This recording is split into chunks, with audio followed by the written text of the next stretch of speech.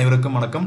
மின்வாரிய செய்திகளில் இன்னைக்கு நம்ம பார்க்க போகிறது, சட்டப்பேரவையில் அமைச்சர் செந்தில் பாலாஜி அவர்கள் ஒரு சில அறிவிப்புகள் வெளியிட்டிருக்கிறாங்க.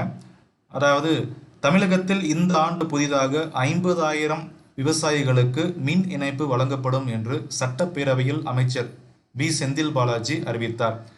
இதனைத் தொடர்ந்து நம்ம மெயினாக பார்க்க வேண்டியது என்னன்னு பார்த்தீங்கன்னா, மின் வாரியத்தில் கேங்மேன் பணியாளர் நியமனம் தொடர்பாக குழு அமைக்கப்பட்டு பணிகள் மேற்கொள்ளப்படும் அப்படின்னு சொல்லிட்டு சட்டப்பேரவையில் இன்னொரு டைம் அதை மென்ஷன் பண்ணி ஸ்பெசிஃபிக்காக சொல்லியிருக்கிறாங்க. போன டைம் நடைபெற்ற சட்டப்பேரவையிலும் சொல்லியிருக்கிறாங்க.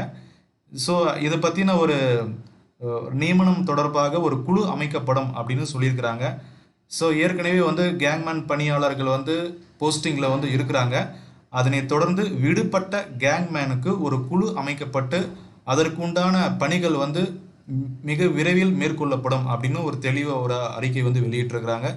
மிக விரைவில் விடுபட்ட கேங்மேன் பணியாளர் நியமனம் தொடர்பாக குழு அமைக்கப்பட்டு அவர்களுக்கு பணி வழங்க நடவடிக்கைகள் மேற்கொள்ளப்படும் அப்படின்னு சொல்லியிருக்காங்க.